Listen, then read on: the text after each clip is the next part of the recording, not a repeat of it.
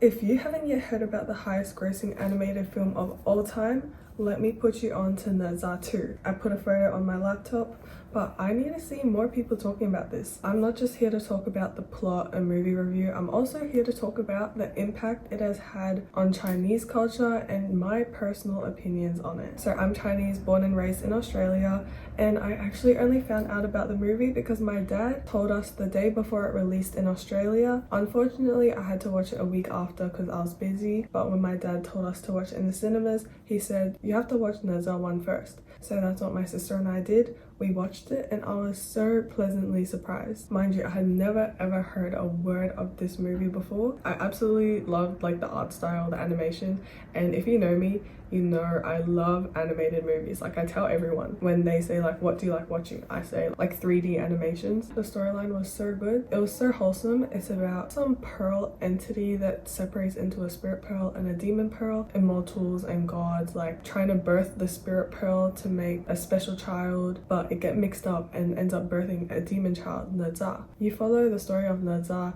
You follow how he gets to define who he is for himself. Just because he's actually a demon entity, he can choose a different path for himself and not be what society tells him to be, but who he wants to be. There's so many good themes about family and society, culture and friendship that are in that movie, so I highly recommend Ne Zha 1 too. Like my family who hadn't even heard of Ne Zha, I told them to watch it and they ended up watching it in the cinemas with me, the second one, and Ne Zha 1 was pretty emotional. Everyone I know who watched it shed a few tears. I was close to it, but especially as a Chinese person myself, I felt such a big impact from this franchise. And for the past few years, I've been really disconnected from my Chinese heritage. It was just a part of me that I didn't really care much about. In fact, years ago, I wished I wasn't Chinese, but now I finally say I'm proud to be Chinese and I honestly want to know more and more about my culture. I actually went to China last year for the first time in like 5 years and it was such a cool experience.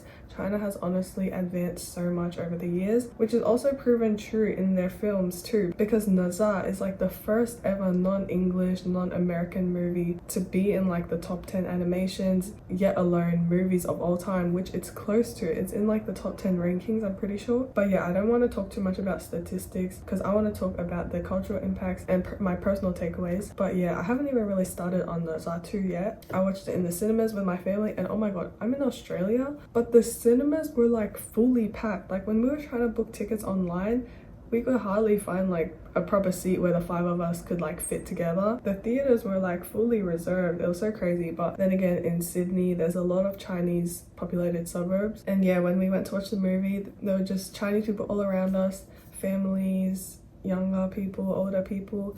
It was honestly great to see. But Ne Zha 1 and Ne Zha 2 have pretty different themes.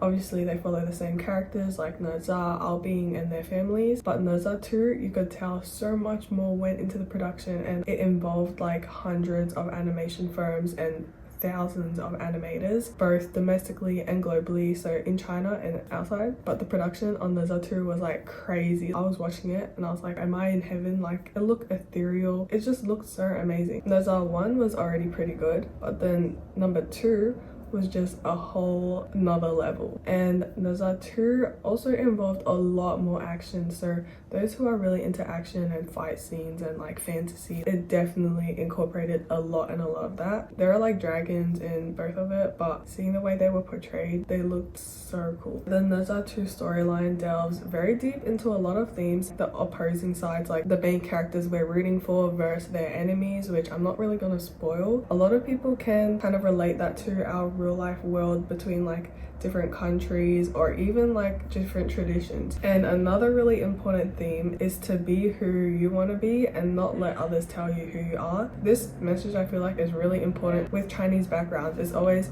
your parents, like generational, like telling you what to do, what kind of life and future path you want to take. Personally, I'm glad that my surroundings haven't been this strict. My parents are pretty chill with what I do, but they've kind of grown to become like that. But I know that so many Chinese kids struggle with trying to live out their parents' dreams, just like studying and being high achievers and stuff like that. And even the director himself, he studied in medical school and then he decided to just become a self-taught animator and started working on his own animation films. He was like the reason for all of this, and yet he didn't even start with pursuing animation, and now look how far it's come. It's like an example for you to follow your dreams. And yeah, there were so many themes of family, having unconditional love for your family and doing whatever you can for your family, which is also a little rare, I would say, in Chinese culture. As far as I know, parents and children, they're kind of like distant. They're not like best friends. But yeah, in the movies, you see like Ne Zha really was close to his parents and took a lot of their messages to his heart. He really understands love from the love that he gets from his mother, you know? The whole franchise is very wholesome. And also, Ne Zha wasn't just invented. It's actually like Chinese mythology from, I think, the 1600s. That's something interesting that I found out because I never knew that. My dad watched Ne Zha like 2 times after that again. My mum preferred the first movie because it was less action but more heartwarming. Personally, I loved both. They were a great first and second movie together, and after I watched it, I realized like not many people were talking about it. Before it hit top animated movie, I watched it when it was like in top 10, but after I watched it, I started looking on TikTok, like searching up if anyone was talking about it, and they weren't really. I had to go into Xiaohongshu, which I hardly use because I can't really read Chinese. I can listen and understand, but I can't read too much. And now I like to use Xiaohongshu a lot. I'm starting to learn more about Chinese culture. I've even started self-learning Chinese through like watching more dramas. I also see like other people from different cultures talking about it, and I'm glad that they like it too. And I really see like China doing a whole progression, and I know there's so much Chinese propaganda that goes on, the CCP or whatever, and all the Western media that puts China down and people who don't like Chinese immigrants. But there's no perfect country. Almost every country has had some kind of conflict. There's a reason why some Western countries may be scared of China, because China is really innovative and they're actually very advanced. For example, with their technology, like the electric cars, because I went to China last year and electric cars were everywhere. My uncle had one and it was so cool. I had never seen such a cool car in Australia, and yet they're like the same price. And then when I was in China, it was so convenient, like getting around with the transport, and it was so safe. Like you could just walk around at night. Yeah, there's cameras everywhere, but you don't need to worry if you're not doing anything wrong. And buying things online and takeout, it just comes right away. It was honestly so cool being there because I hadn't even been back in China for ages. And this is not propaganda either. I'm literally just Chinese. Like, there's a billion Chinese people. You can't deny our heritage.